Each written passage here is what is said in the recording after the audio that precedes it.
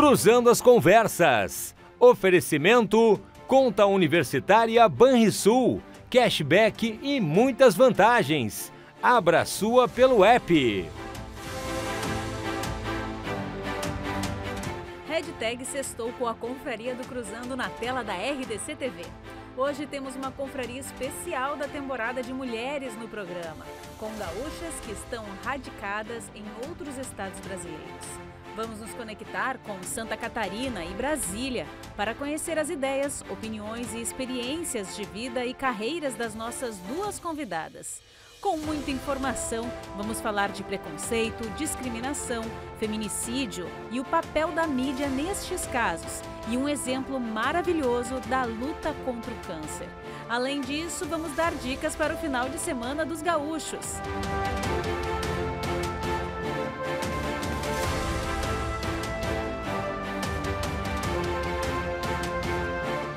Fique a partir de agora com mais uma edição da Confraria do Cruzando desta sexta-feira, 7 de abril de 2023, com o jornalista Renato Martins e suas convidadas.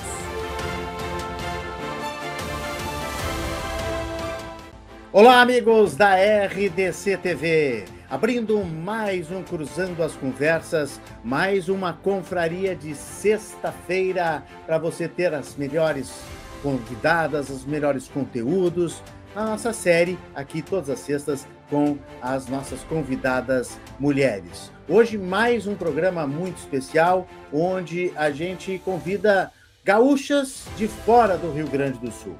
Mulheres que estão radicadas em outros estados, com as suas carreiras e trazendo as suas vivências, as suas experiências, as suas ideias e as suas opiniões. Por isso, fique com a gente, porque mais uma confraria do Cruzando está começando hoje com Fernanda Rosito, jornalista, escritora e empreendedora, e também Soraya Mendes, que é jurista, escritora e advogada. Em seguida, vou dar todo o currículo das nossas convidadas, e antes eu quero lembrar que nós estamos em nome de Banrisul, sempre com Cruzando as Conversas, aqui na RDC TV, em 24524, Claro Net TV. Estamos também simultaneamente nas nossas plataformas virtuais, nas redes sociais.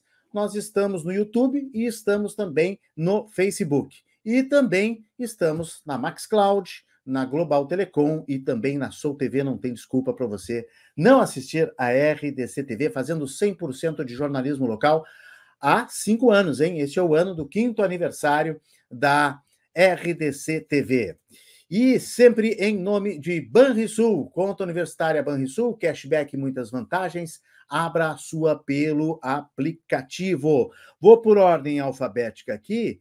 A Fernanda Rosito é jornalista, escritora, empreendedora, é mãe também, né? Atua no jornalismo desde 1998 em 4 segmentos: assessoria de imprensa, mídias digitais, conteúdo editorial, jornalismo interno.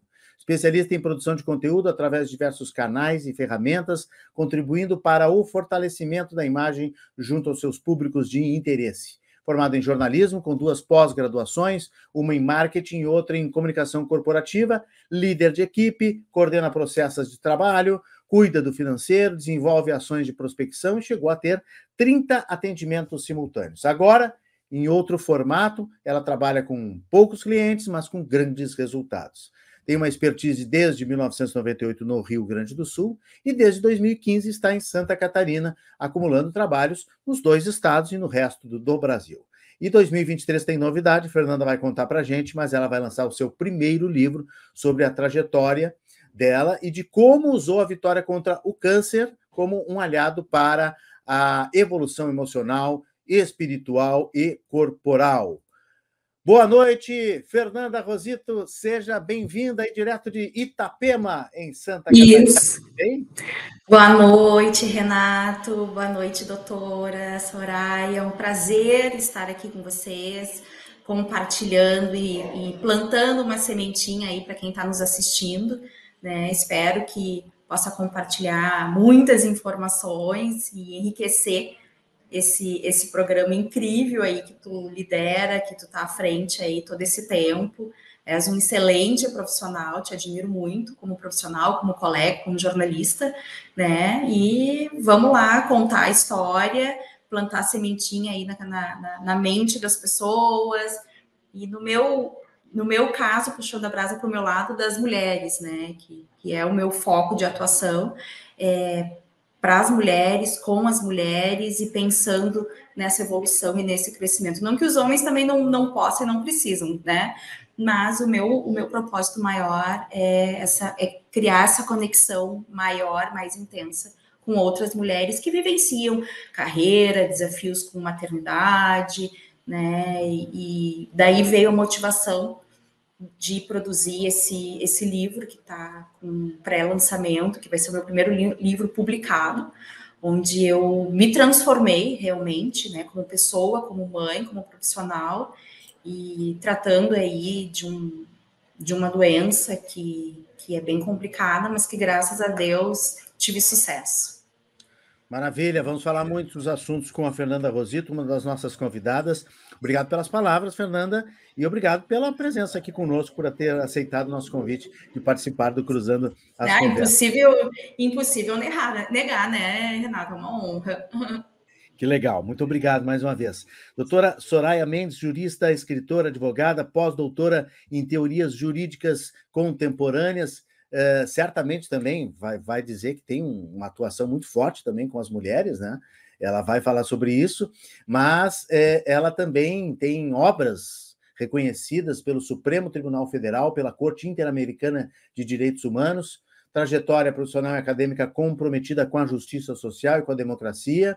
Em 2021, ela teve o seu nome indicado como anticandidata em uma campanha que envolveu mais de 135 entidades. Ela vai nos contar essa história. Pós-doutora, como eu disse, em teorias jurídicas contemporâneas pela Universidade do Rio de Janeiro, doutora em Direito, Estado e Constituição pela Universidade de Brasília, mestre em Ciência Política pela Universidade Federal do Rio Grande do Sul e pós-graduada em Direitos Humanos pelo Instituto de Filosofia Berthier, autora de várias obras doutrinárias de referência, professora universitária em grandes universidades públicas e privadas, também foi perita em processo penal credenciado pela Corte Interamericana de Direitos Humanos para o caso Márcia Barbosa versus Brasil, primeira condenação internacional do Brasil por feminicídio. Também foi coordenadora nacional do Comitê para a América Latina e Caribe de Defesa do Direito das Mulheres. Organização proponente do caso Maria da Penha, perante a Comissão Interamericana de Direitos Humanos. Advogada com relevantes atuações em ações referentes à legítima defesa, tese da legítima defesa da honra, e em casos emblemáticos, como o estupro da influencer Mariana Ferrer, o assédio sexual a Dani Calabresa, comediante, e outras atrizes, o caso Luana Barbosa, destacado pelas Nações Unidas, juntamente com o de George Floyd, nos Estados Unidos, como um dos exemplos de racismo sistêmico mais importantes no mundo. E o caso das vítimas de assédio sexual envolvendo as funcionárias da Caixa Econômica Federal contra o ex-presidente da instituição, Pedro Guimarães. Doutora Soraya, boa noite, seja bem-vinda. Muito obrigado pela sua presença aqui conosco na RDC TV.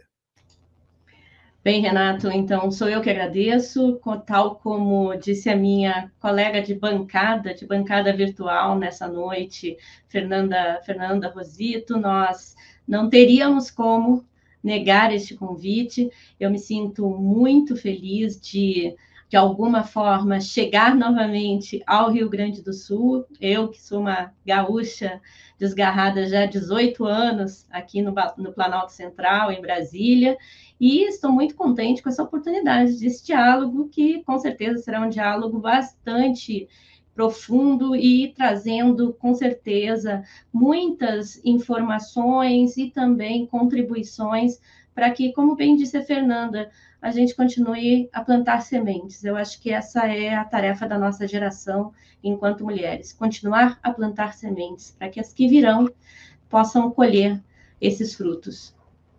Muito bom, eu que agradeço mais uma vez a sua participação conosco, o aceite do nosso convite. A senhora está desgarrada há 19 anos no Rio Grande do Sul, já perdeu o Rzinho do Rio Grande do Sul, esse R está mais para carioca. Olha, na realidade, você está dizendo isso, Fernanda dirá isso, toda a minha família do Rio Grande do Sul diz isso, mas aqui eu dou duas palavras já dizem, você é gaúcha, né? Claro. E eu tenho certeza absoluta que nessa 1 hora e pouquinho que nós vamos ter aqui no debate, logo no final, o R está todo para fora, o tu já voltou, espero que na conjugação correta. Então, é isso. Tu sabes, doutora, se me permite, Renato, tu sabes Pois que não. aqui acontece a mesma coisa. Imagino, claro. Eu abro a boca, falo 2 palavras e já falo, né? Por mais que eu tenha pego você, que até o você eu peguei do meu filho pequeno, quando começou na escolinha, a professora dele falava você e eu acabei pegando você, né? Então, aqui eu nem falo muito tu, mas quando eu abro a boca e falo aquele então, né? Olha, mas nem Na precisa hora, mudar não é esse, daqui, esse né? R que o Renato sentiu falta, o pessoal aqui nota com uma sensibilidade incrível. Mas sai uns uai, eita, trem, oxe, tem uma mistura tamanha. E se você permite aqui, só para também deixar um pouquinho mais descontraído, Claro, sem problema. muito, porque como em Brasília nós temos muitas famílias de vários lugares do Brasil, de vários lugares do mundo, até é verdade, mas de vários lugares do Brasil, é muito interessante porque os nossos filhos acabam assimilando os nossos sotaques. Então, meu filho é conhecido como gaúcho no grupo dele. Então, tem o paulistano, tem o gaúcho, tem o carioca, porque acabam assimilando os sotaques que são das famílias. E depois eles se misturam por aí, né? Muito bom. E que não percamos esse sotaque, né? De forma alguma. Vai em qualquer parte do Brasil, todos adoram e falam que o sotaque do gaúcho é o mais bonito. É verdade. Doutora Soraya é de onde? Qual cidade? Eu nasci em Porto Alegre, mas eu me criei, tá vendo? Essa é uma expressão bem gaúcha, eu me criei em Viamão. Então, sou da primeira capital. E o Porto Alegre agora... O Porto Alegre agora já saiu com R mais normal de Porto Alegre do que Porto Alegre, né? Fernanda, tu é de Porto Alegre também? Eu sou de Porto Alegre, mas quando eu vim para Itapema, eu já morava há 5 anos em Novo Hamburgo. E aí fiquei ali na ponte ali, Porto Alegre, Novo Hamburgo, com a questão profissional, né?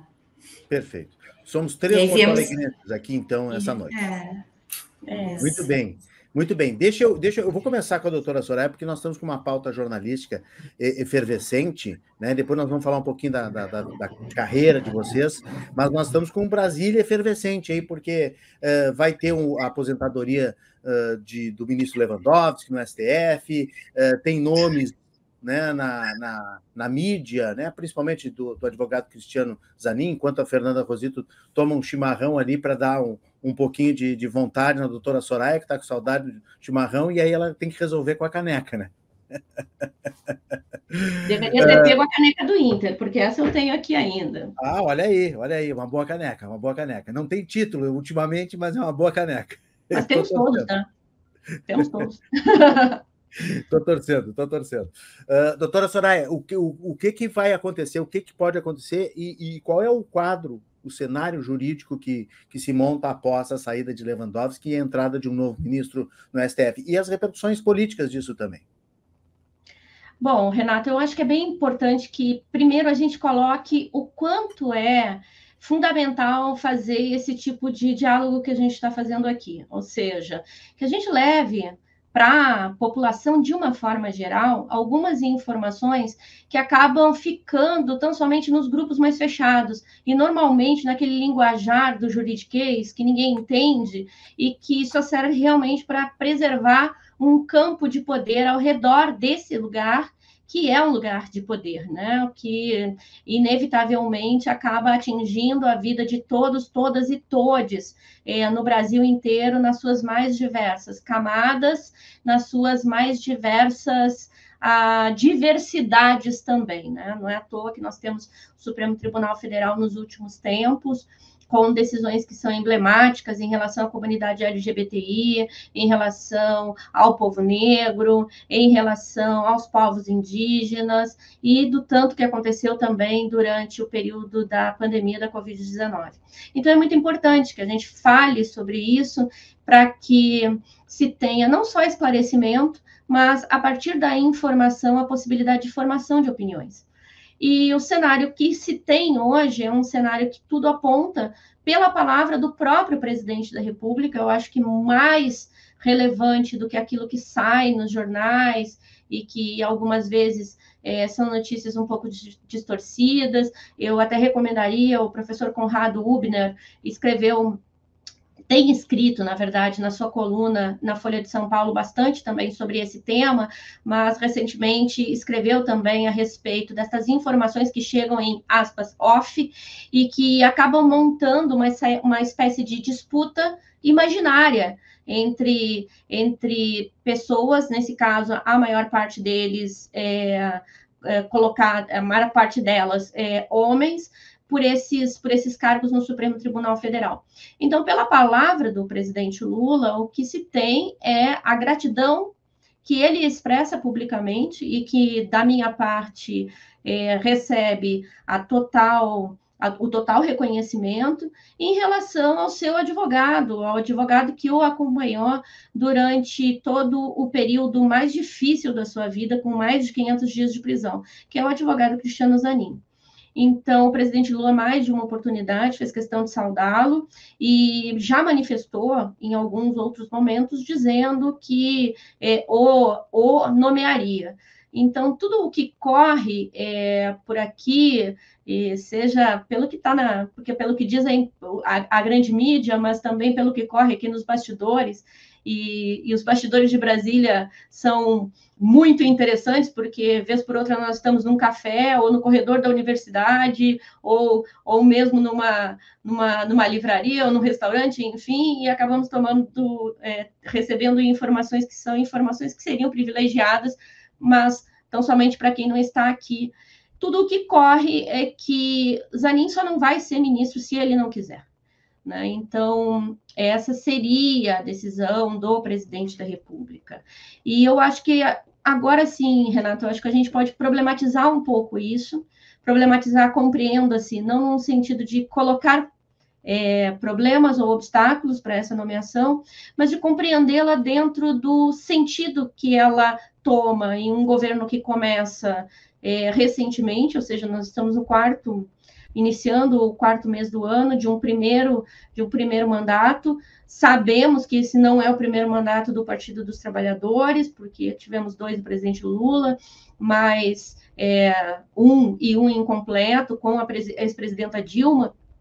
Mas, por um outro lado, depois de tudo o que aconteceu nesse país nos últimos anos, ele é efetivamente uma reconstrução. Então, a gente vai ter no cenário político uma repercussão muito grande com essa nomeação, seja ela do Zanin ou de outro nome. Aqui cogita-se muito o doutor Manuel, que foi assessor do próprio ministro Ricardo Lewandowski, mas, por um outro lado, independente do nome, o fato é que dar ao Supremo Tribunal Federal, novamente, o lugar que ele precisa ter nesse esquema de organização de poderes harmônicos e independentes, como diz o nosso texto constitucional, é fundamental. Então, é importante, ressalto agora pela última vez, que a população tome, todos que estão nos acompanhando nesse momento, tomem esse debate não como algo distante, lá em Brasília, de um tribunal que reúnem-se 11 pessoas, entre homens e pouquíssimas mulheres, infelizmente. Com suas togas. Com as suas togas, muitas vezes assustadoras. Então, mas que tome isso como algo que vai fazer diferença na vida de cada um e cada uma de nós. Tem muito da nossa vida cotidiana que é discutido no Supremo Tribunal Federal.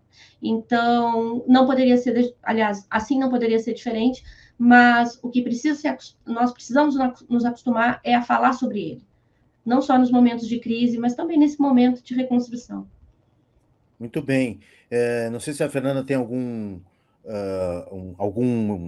opinião sobre o cenário político do momento. Só estou mostrando aí a imagem do Cristiano Zanin. Pode ser, então, o próximo ministro do STF, né? A doutora Soraya também teve uma experiência de ser uma anticandidata, né? Em 2021, nós vamos contar um pouco dessa história também. Fernanda, novos ares na política, como é que tu tem visto, sem entrar na politização, na partidarização e na...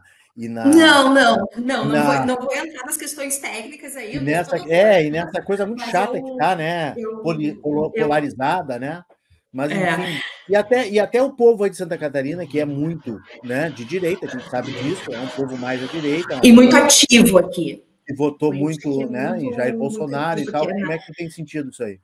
Eu concordo muito com o que a doutora falou, né, da importância de nós, né, acho que se cada um, e não só na política, isso em tudo, né, são muitos homens e poucas mulheres, né, como repetindo aí as palavras da doutora, que estão definindo, né, o futuro, não só do país, né, mas de cada um de nós, porque nós, população, homens, mulheres, idosos, crianças, é que constituem, né, a nossa pátria. Então, é fundamental que a gente participe, ou que pelo menos a gente acompanhe o que está acontecendo aí em Brasília, né, doutora? Para que a gente... São as sementinhas que a gente falou na abertura do programa, né? Isso é fundamental. Eu vejo muitas pessoas falando, não me envolvo com política, eles que se resolvam, eles ficam... A politicagem, né, e não se resolve nada, só pensam nos seus interesses, mas acho que não é por aí que a gente tem que pensar, e a gente tem sim, com respeito, né, com educação, a gente, aqui em Santa Catarina, no resultado das eleições, agora a presidência, foram feitos muito, no Brasil todo, né, vou falar em particular aqui na minha região, barricadas, pneus queimados, só que nesse vai e vem de estradas bloqueadas, que ninguém ia e nem vinha, no meio disso tinham pessoas que eram da área da saúde, tinham pessoas que tinham que fazer tratamento médico, assim como eu estou curada do câncer, eu não tenho mais a doença, mas eu preciso ainda seguir fazendo a medicação em caráter preventivo. Então, isso me afetou, eu não consegui passar, porque eu moro em Itapema, e onde eu faço o tratamento é em Itajaí, 30, 40 minutos daqui. Eu tenho que pegar BR, né? Tem pessoas que precisaram ir até Florianópolis, não conseguiram se locomover. Então, acho que tem que ter manifestações? Tem, mas com respeito, né? Que triste com bom isso, senso, porque é aquilo que é um ditado famoso, né? O meu direito termina onde começa o do outro. Que triste isso, hein? Que triste esse depoimento. Porque eu sempre penso nessas horas de protesto e bloqueios, seja qualquer lado da política, seja direita, esquerda, centro, Sim. Eu sempre penso nisso. Se tem alguém doente, se tem alguém precisando de tratamento, se tem alguém precisando de saúde, precisando passar com uma ambulância ou num carro, como é que faz? Né?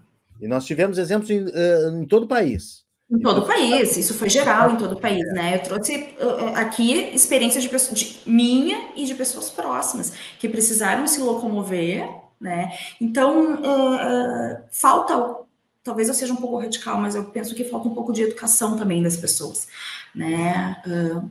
Tem que mobilizar, tem que ser participativo, mas com respeito, com bom senso, né? Basicamente, para que todos possam usufruir dos resultados. E, assim, não entrando em questões partidárias, não é o caso.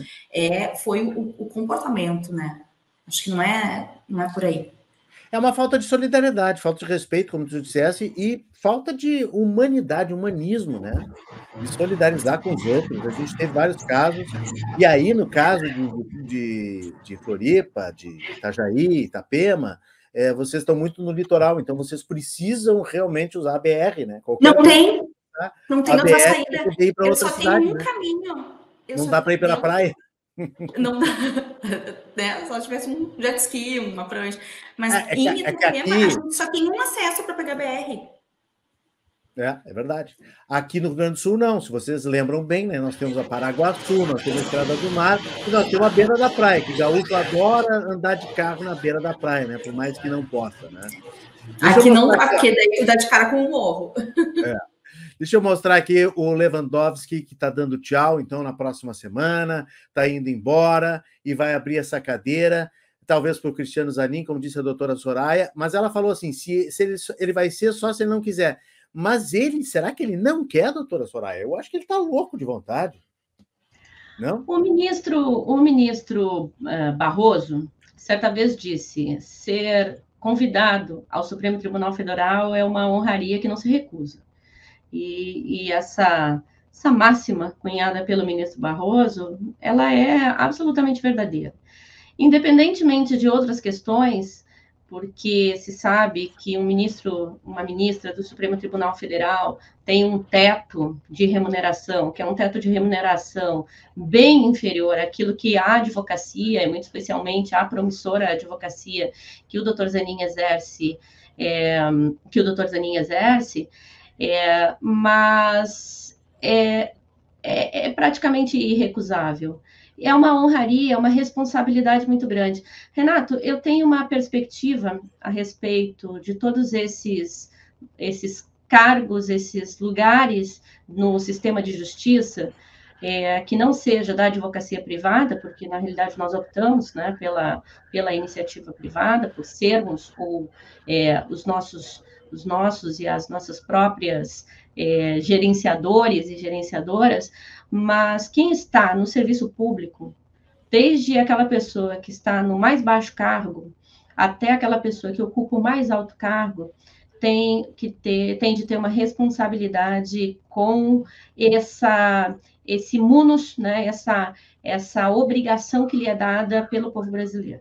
De maneira que ser juiz da Suprema Corte é algo que tem de ser tomado também como uma honraria, como disse o ministro Barroso, vai ser tomado como uma grande possibilidade de prestar serviços à nação. Responsabilidade, né?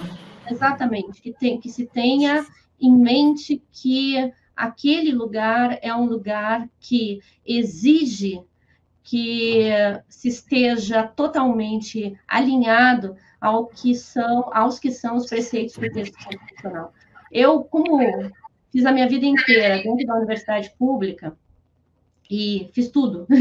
Fiz a graduação, mestrado, doutorado, pós-doutorado, e fui professora substituta, efetiva, visitante, enfim. Eu costumava muito dizer para os meus alunos e alunas que toda vez que entrassem numa universidade pública, que olhassem bem para as cadeiras, para os móveis que ali estavam e também para os colegas que estavam do lado, porque aquilo ali tudo é pago pelo povo brasileiro.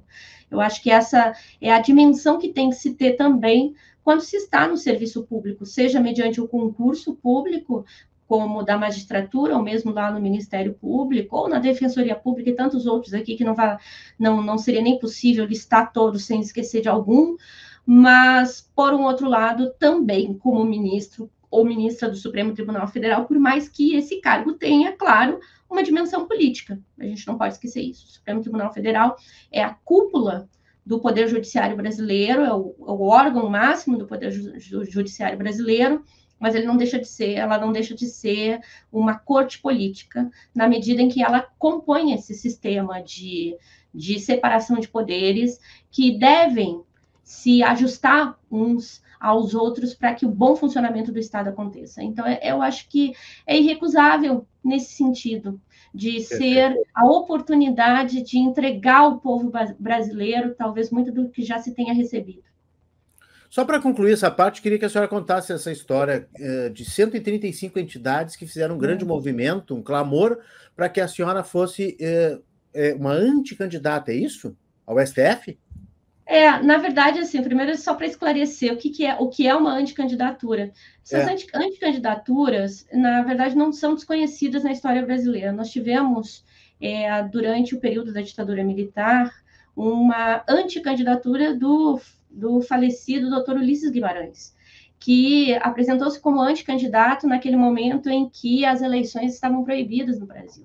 Então, anticandidaturas marcam momentos em que é necessária a apresentação de uma resistência democrática. E o que aconteceu Seria uma candidatura de protesto, é isso? Na realidade, você poderia dizer isso, é uma candidatura em protesto, uma candidatura como um ato de resistência. Então, naquele momento, eu fui chamada por pelas organizações democráticas do sistema de justiça. Então, estava a Associação de Juízes para a Democracia, a Associação Brasileira de Juristas, também para a democracia, o Transforma, Ministério Público, e que propuseram, eu te confesso que eu fui tomada de surpresa, eu sempre conto isso porque eu acho muito interessante, ainda era período pandêmico, então eu tinha acabado a minha aula, professora da Universidade Presbiteriana Mackenzie, tinha acabado a minha aula, em torno de 10h30 da noite, e recebo um telefonema. E a pessoa que conversava comigo me explicava, olha, a gente está pensando uma anticandidatura e tal, e eu, muito ansiosa que sou, já queria dizer assim, olha, onde é que eu assino? O que eu faço para colaborar? Aí ela termina dizendo, não, e a gente pensou no seu nome. E aí eu disse, você tem certeza disso? Porque na realidade, era uma tarefa muito grande, de dar voz e rosto para isso tudo. E o que aconteceu foi que as organizações apresentaram o meu nome e logo foram se somando várias outras.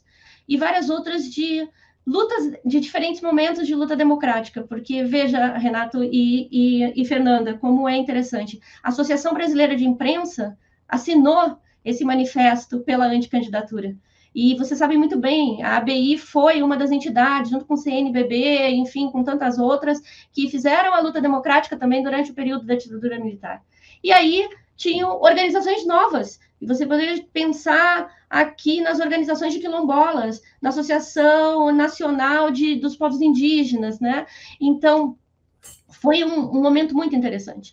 A gente imaginou que seria algo rápido, porque já havia a sinalização de parte do ex-presidente de que indicaria, na realidade, o meu colega até, porque é meu colega de Mackenzie, o hoje ministro André Mendonça, mas o que aconteceu foi que a política novamente entra em cena.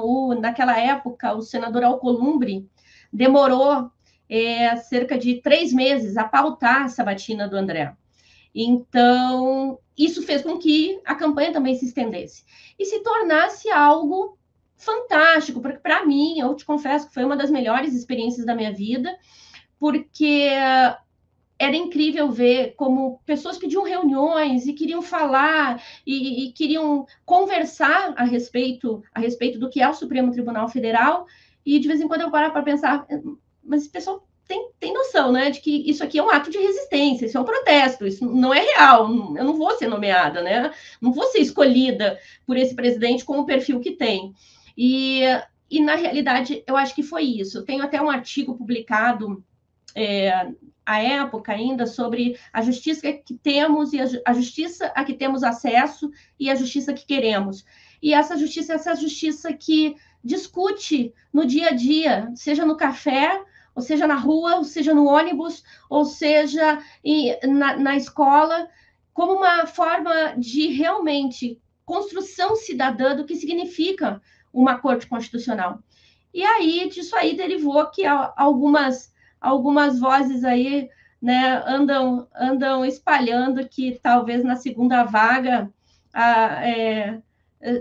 serei novamente convocada. Vamos aguardar os acontecimentos, Renato. Isso aí já é outra coisa, né? Isso já é outra coisa. Mas nesse caso foi. Já estamos torcendo. Torcendo na expectativa. Lançar a campanha, hein, Fernanda? Vamos lançar essa campanha. Vamos ver lá. Temos uma gaúcha, veja. Eu estive com ela tem umas 3 semanas, a ministra Rosa Weber é uma gaúcha e colorada também, né? Então o time está... Mulher colorada, gaúcha, deu. A Fernanda também é colorada? Também. Olha aí. Tá vendo? Eu sabia.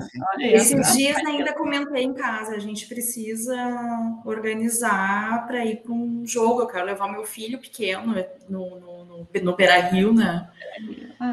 Eu moro para ele ver aquela vibração toda, aquela energia. Vê que eu digo que ainda moro, né? Nem moro. Pois é, estranhei a sua frase agora. Estranhei essa sua frase. Eu tenho um apartamento lá. Mas...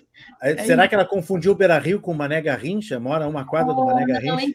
Embora o Mané seja muito bonito, mas é um estádio lindo. O Beira-Rio não tem. O Beira-Rio não tem igual. Eu vou aconselhar vocês que esperem um pouco, porque os ânimos estão acirrados, tivemos briga aí na semifinal do Gauchão. Não tá Sim, bom, a gente acompanha daqui. Fizemos um programa especial mesmo sobre a violência nos estádios aqui, o Cruzando as Conversas, está lá no nosso canal do YouTube. Fizemos... Triste também, muito triste isso. Um colega... De novo aí, né? Como a gente falou antes, na política, no esporte. Essa semana, certamente vocês viram que aqui em Santa Catarina tiveram alguns atentados aqui na região de Blumenau. Uma creche, né? Numa creche, isso, em que as escolas... meu filho... Sexta, né? Foi feriado e não, as aulas foram canceladas na quarta, no dia do atentado, e na quinta. Estamos virando Columbine, hein? O Brasil está virando Columbine.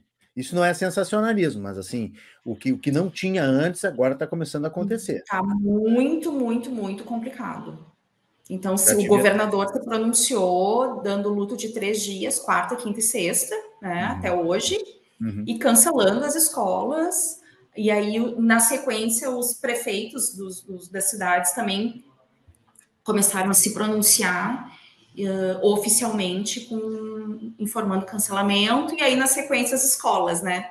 E aí foi aquele alvoroço, porque 3 dias sem quarta, quinta e sexta sem escola, e como é que faz, né? Para trabalhar, para, enfim, movimentar, mas graças a Deus se acalmou. Mas é o que a gente falou, né? A questão da violência, do bom senso. Claro que isso tem outros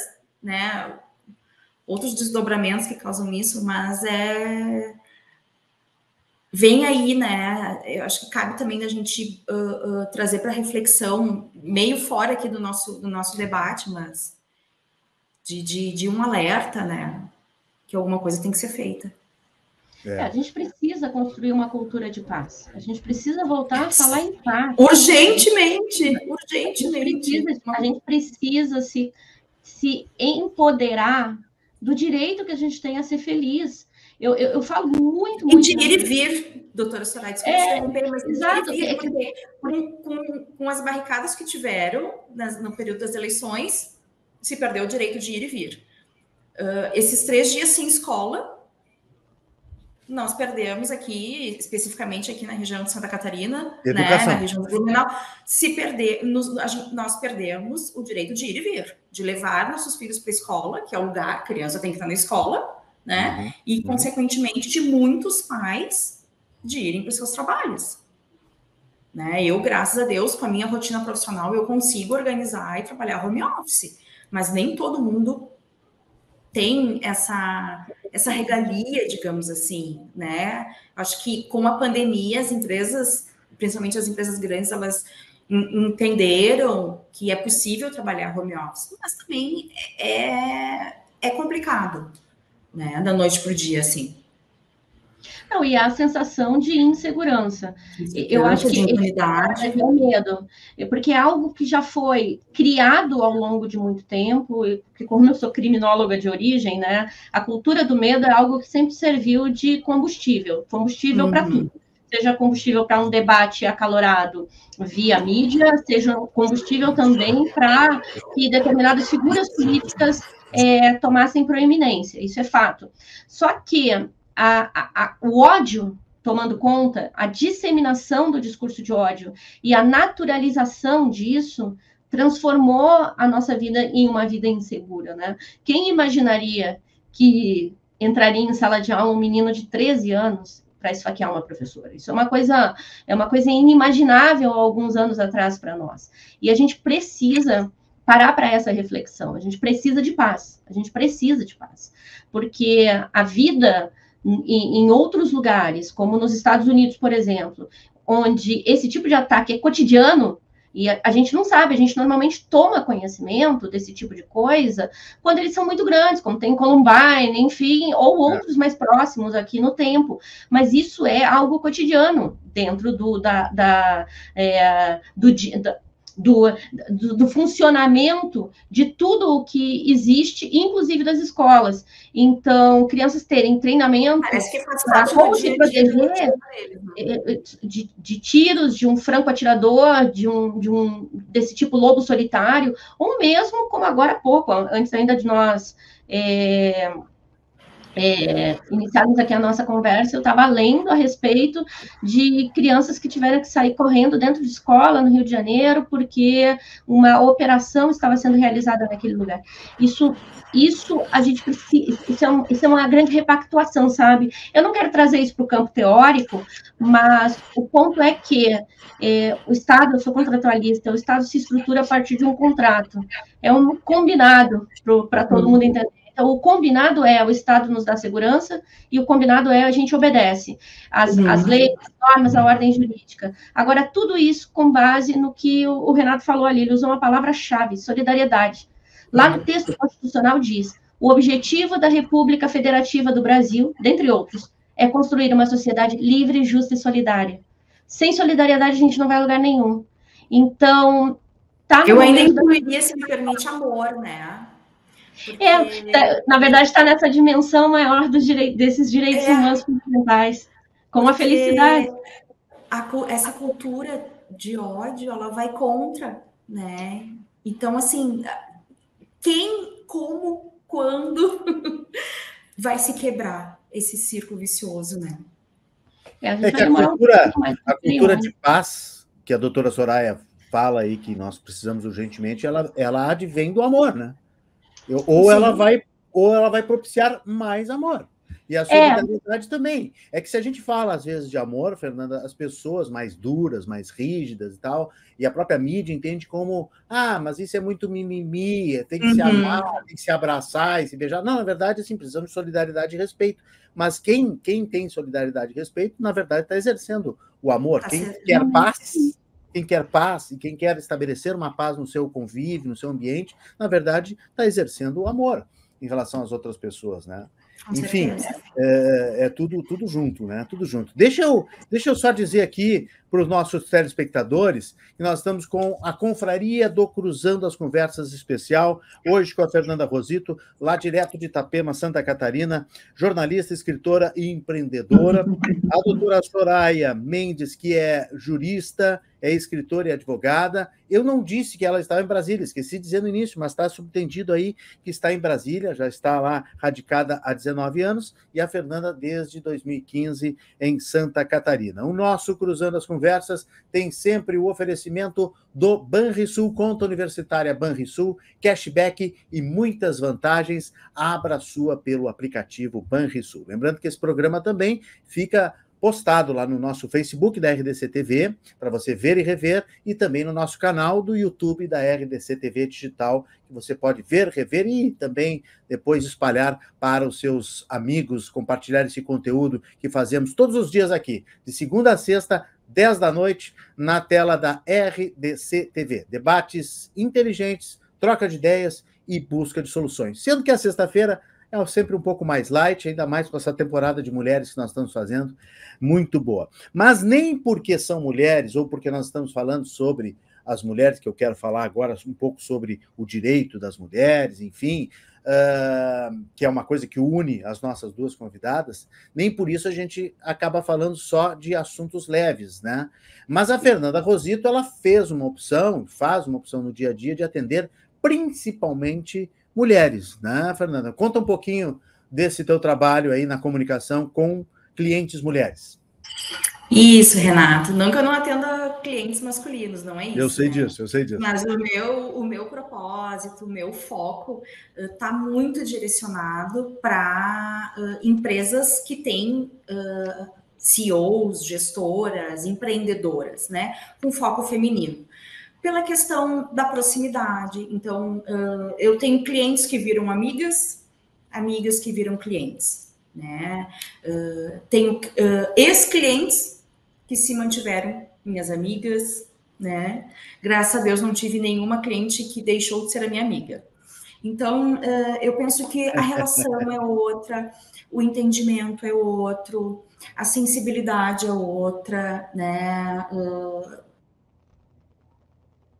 essa semana com essa função aí que a gente comentou das escolas, uma das minhas estava com um problema, porque ela trabalha numa empresa em que 90% o quadro de colaboradores é masculino, então ela, de novo, teve que se ausentar para ficar com o filho em casa. Então, não estou dizendo aqui que os homens não entendam, tá? Mas quando essas questões são tratadas entre mulheres, se entende, né? Então gera uma troca de experiência ali, profissional, familiar, maternal. Então os interesses, os assuntos, eles acabam sendo mais conectados. Gera uma conexão maior, né? O trabalho flui melhor, né? Quando tu tem uma identificação. Então, hoje, eu trabalho com pessoas, com empresas com as quais eu me identifico e que eu acredito nos valores, porque eu não consigo, né? É muito difícil. Isso, Fernanda falando, né? Como que eu vou divulgar uma empresa na qual eu não acredito, não confio e não tenho os mesmos valores que aquela empresa? Né? Então, eu como jornalista, eu trato da verdade, né? Então, dentro da minha empresa aqui de marketing, eu atendo hoje empresas, hoje eu posso dizer que 90% dos meus clientes são mulheres, né? Ou que são as gestoras são mulheres, o proprietário até pode ser o homem, mas acabo nem lidando, né, mais com a líder, com a gestora, né, então isso acaba criando uma conexão, né, uma conexão de valores, como eu falei antes, de eu acreditar nos valores daquela empresa, de ter uma sintonia, de eu poder, às vezes eu recebo o WhatsApp 8 horas da noite, poxa, eu sei que se eu não responder, tá tudo certo. Mas eu, ao mesmo tempo, responder, tá, eu vi, mas agora eu tô fazendo janta para o meu filho, te respondo depois. Não, só te mandei a mensagem para não esquecer. É uma comunicação, é uma relação mais leve, não tem a obrigação, não tem a obrigatoriedade. Porque mais quando empática. A gente trabalha... Oi? Mais empática, né? Porque tem totalmente, empatia. Né? Totalmente. De novo, aí a solidariedade, então, hein? Solidariedade. Eu já gosto de falar de amor, tá? Eu falo muito, né? Eu falo muito de amor. Seja o abraço, ou seja o movimento, né? Empatia é amor, solidariedade é amor, o respeito entre os outros, né? É amor. Então, quando a gente tem... Fernanda, às vezes é a palavra, né?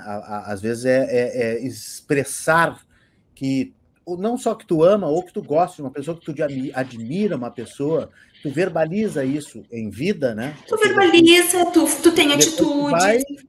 Não adianta se arrepender, como era um grande amigo, era uma grande pessoa. Aí fica só a saudade, né? Daí só na próxima vida. Tem que dizer em vida. Então, hoje, graças a Deus, dentro da minha empresa de marketing, eu posso dizer que eu me dou o luxo de poder, dentro do meu propósito de trabalho, escolher com quem eu vou trabalhar, com quem eu acredito, com quem tem conexão e com quem respeita o meu momento e o meu trabalho. Eu tenho um cliente que quando eu no meu processo de químio, quando eu respondo o WhatsApp, fica brava comigo. Fica brava. Tu não tem que estar no WhatsApp respondendo mensagem de trabalho. Agora é com você. Então, isso é incrível. Isso é extremamente gratificante, né? Isso é acolhedor. Isso é respeitoso comigo, em primeiro lugar, como ser humano, e comigo como profissional, né? Diferente de eu ter alguém que eu preste serviço e que não quer nem saber, né? E aí entra aí de novo, né? Que a gente tem batido aí a solidariedade, o amor, o respeito.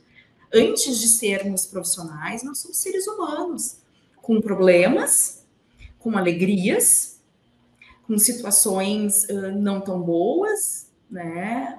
Com direito a férias, com direito a almoçar, ir no banheiro, enfim. Mas eu acredito muito que a pandemia, tirando a questão problemática da saúde, das perdas que a gente teve, mas se a gente conseguir, né, como tudo na vida, e isso é muito meu, tá? Para tudo, eu enxergo o lado cheio do copo. Então, é aquilo. De um limão, a gente tem que fazer uma limonada. Por pior que seja a situação, a gente sempre tem que tirar o lado bom. Porque é assim que a gente aprende, é assim que a gente evolui, é assim que a gente amadurece. Né? Eu tenho isso para minha vida, principalmente depois do câncer. Porque isso para mim foi extremamente transformador. Influenciou na minha perspectiva de vida pessoal, profissional, da família, com o meu filho, né? Então, foi algo que eu digo isso, até tô em primeira mão aí pro Renato, né? Tô lançando o meu primeiro livro publicado, né? Que é inevitável não falar sobre essa minha trajetória e do quanto isso me transformou e humildemente, né, digo, sou uma pessoa melhor depois da doença, depois do câncer, né? As pessoas, elas não falam a palavra câncer. Ai, Fernanda, como é que tu tá de saúde? Como é que tá teu problema? Teu problema, a tua doença. Mas né? Eu medo de falar a palavra, né? Porque por muito tempo teve tabu, né? As pessoas têm muito medo. Tá com ainda câncer. tem, né? Porque por muito tempo significou morte. Só que, olhando o lado cheio do copo, o câncer é uma sentença de vida. E tudo isso, né? Eu sou... Se eu pudesse escolher, eu não teria tido, né? Ou teria tido alguma coisa mais leve, né? Mais simples. Mas já que eu tive, então vamos... O que a gente pode tirar de proveito? Então, a minha perspectiva, né? E como tudo nas nossas vidas, a gente tem o nosso livre-arbítrio. A gente pode escolher que caminho a gente quer seguir. Então, eu escolhi o caminho da vida, até porque eu sou teimosa, né? Eu digo, aqui se alguém tem que vencer, esse alguém sou eu. E eu venci. Porque de janeiro para cá, eu tô limpa, não tenho nada. Né? Então, isso é uma vitória. E que todas nós, Maravilha. E aí falando de e para as mulheres, todas nós podemos, mas aí vem as nossas escolhas. O que a gente escolhe, né? Que escolha nós fazemos para a nossa vida? Eu tinha duas alternativas. Cavar um buraco e me enfiar dentro e morrer. Ou subir no salto, passar um batom vermelho e seguir em frente. E que, graças a Deus, eu escolhi esse caminho. Já estou há 5 anos em tratamento. Tenho mais 5, mas sob uma outra perspectiva. Enquanto até janeiro eu tinha uma perspectiva de cura, agora eu tenho uma perspectiva de prevenção. Então, a cada 21 dias eu vou lá e tomo meu suquinho da vida. Se torna muito mais agradável. Eu tenho pessoas tão queridas, e isso tudo eu tenho trazido para o meu livro, né? De tentar, e aí eu falo da sementinha, né?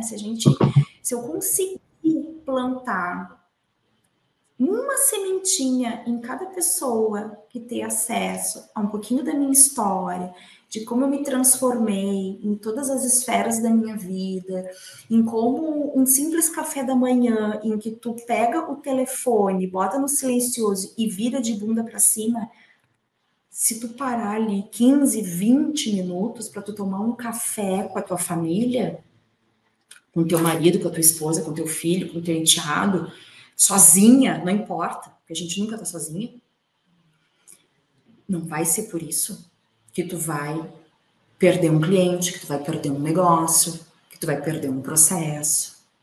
Porque provavelmente esses 15 minutos que tu ficou em casa, tomando um café, se dando ao direito de tomar um café e de curtir uma vista, ou seja lá o que tu for, quiser, ler um livro, enfim, Quem garante que tu não vai ficar preso no trânsito? Ainda mais aqui o trânsito é mais tranquilo, né? Mas em Porto Alegre o trânsito está caótico, Brasília também, Rio de Janeiro, São Paulo, enfim. Então, se a gente perde 15, 20, 30 minutos no trânsito, por que a gente não pode ganhar 15, 20 minutos em casa com a família tomando um café? Porque tem momentos que não voltam. É verdade. Verdade. E aí, sim, né? Tu me segura, fecha o meu microfone, porque senão eu fico até amanhã falando. Não, vamos falar mais sobre isso. Até dentro desse bloco ainda, a gente tem mais uns minutinhos. Eu queria aproveitar e perguntar para a doutora Soraya também se ela fez uma opção na profissão dela também de atender mais as mulheres, ou foi um caminho natural, porque a senhora tem uma experiência muito grande aí dentro do feminicídio, assédio sexual, assédio moral, a questão de agressões, casos famosos aí, como eu acabei lendo no início aí, né, doutora Soraya? Na realidade, assim, foi uma opção. O escritório, ele é Soraya Mendes e Advogadas, porque ele é um escritório com advogadas. A opção foi a de trabalhar com mulheres e com mulheres num sentido muito amplo, porque eu costumo dizer isso e falo tanto no escritório com as jovens advogadas, mas também na sala de aula com os meus alunos e alunas. Nós temos que aprender no direito a não trabalhar para alguém, mas trabalhar com alguém. E eu acho que essa dimensão do trabalhar com alguém se coaduna com o que a Fernanda dizia, do você estar junto com a sua cliente. Então, essa é uma das primeiras lições que se aprende no escritório, no caso, no meu escritório, e assim como eu posso também atestar em vários outros escritórios, que são escritórios que mantêm este perfil, que é um perfil de atuação contra a violência contra as mulheres, primordialmente, mas que acabam constituindo uma outra forma de atender. Eu acho que a gente está num grupo já bem substancial de mulheres que fizeram essa opção dentro da carreira jurídica, dentro das carreiras jurídicas, dentro da advocacia. Porque hoje nós temos um grupo bastante grande, por exemplo, que se reúne ao redor de um tema com o qual eu venho trabalhando muito, que é o lawfare de gênero, e de discussões a respeito das violências que nós sofremos como advogadas no exercício da nossa profissão, no intuito de que as nossas clientes não possam ser atendidas. Você vê, Renato, que aí no Rio Grande do Sul, recentemente, tem cerca de 2 semanas, uma advogada sofreu um atentado em Pelotas, tendo seu carro incendiado. Em São Paulo, nós tivemos uma colega ameaçada de morte. Hoje, pela manhã, nós estávamos discutindo aqui, recebemos colegas sendo criminalizadas por outros colegas. Ou seja, a tentativa de calar as advogadas é nada mais, nada menos do que também o silenciamento das vítimas. Isso ocorre em todas as esferas nas quais nós trabalhamos. Então, montar um escritório, que seja um escritório formado por mulheres, significa formar essa rede de atuação que fortalece umas às outras. E que, como bem a Fernanda falou, não exclui os homens. Eu acho que até é bom falar sobre isso, Renato. Eu sempre começo, e agora aqui, eu acho que já não é tanto caso, porque o nosso público é um público um pouco maior. Mas eu sempre começo dizendo que a gente precisa compreender o que significa o feminismo. A gente precisa compreender o feminismo enquanto o movimento social que ele é, que vai à rua e que reivindica o direito de viver. Eu faço parte de uma grande campanha, que é o Levante Feminista contra o Feminicídio, porque as nossas vidas estão sendo ceifadas. O Brasil, ele é o 5º país no mundo onde mais se mata mulheres. Isso porque não se computa outros tipos de feminicídio que não os decorrentes de violência doméstica e familiar. Porque se fossem computados, nós seguramente teríamos campeões, ou campeão, melhor dizendo, ou campeão no nosso país, ou campeão em feminicídios. Isso é muito grave. O nosso país tem um índice de estupros registrados por ano que é de 60 mil. Só entre 30% e 35% das vítimas registram a ocorrência policial quando sofrem uma violência sexual. Isso quer dizer que nós podemos ter 600 mil estupros por ano. Então, as nossas vidas são vidas que realmente são precárias, são vidas que são colocadas numa condição de menor importância. E, portanto, quando nós falamos a respeito disso e vamos às ruas, nós manifestamos uma face do feminismo. Eu cá, do meu lado, Entendo também o feminismo, assim como várias outras colegas, muito especialmente de outras áreas do conhecimento. O direito ainda caminha, não digo que engatinhe mais, mas ainda caminha com as perninhas bambas em relação a isso, mas de entender o feminismo também como uma teoria crítica. Isso significa dizer que, quando nós olhamos para uma determinada questão, nós verificamos ali onde se escondem os poderes opressores, onde nós não estamos sendo ouvidas, onde nós estamos sendo colocadas pelo sistema de justiça, aí entendido também, informado por uma doutrina, pela jurisprudência, como que aquele que nos responsabiliza pela nossa condição de sermos mulheres. Você citou no começo uma das ações das quais eu participo, que é uma ação no Supremo Tribunal Federal, que chama-se Arguição de Descumprimento de Preceito Fundamental, a chamada DPF 779, em que nós discutimos a tese da legítima defesa da honra. Renato e Fernanda, não existe possibilidade de alegar legítima defesa da honra para matar uma mulher desde 1830 neste país. Só que nós temos jurisprudência, ou tínhamos, pelo menos, até nós obtermos, como nós obtivemos uma liminar no Supremo Tribunal Federal para que essa tese não pudesse mais ser usada, até o ano de 2021. Então, você pensa isso. Isso é uma forma como o sistema de justiça nos olha e diz: essa mulher não era uma boa mulher, não era uma boa mãe, essa mulher não cumpria com seus deveres, portanto, não sei se esse homem realmente pode ser condenado, responsabilizado pela morte dela. Isso e aí, então, se justifica agir com independência de... Com a, aspas, legítima defesa da honra, que antigamente era decorrente do... Os romances estão aí para mostrar, né? Jorge Amado escreveu um fantástico também, falando sobre isso, mas que era de dizer: eu matei porque eu amo demais. Quem ama não mata. Essa é uma frase que o movimento feminista cunhou desde a década de 70. Quem ama não mata, quem ama não machuca. Então, exatamente. Então, quem ama cuida. Exato. Então, quando a gente está falando a respeito de feminismo, eu quero aqui, agora, incorporar uma pregadora, porque eu faço essa pregação, para dizer que, quando nós falamos de feminismo, nós falamos de um projeto de felicidade.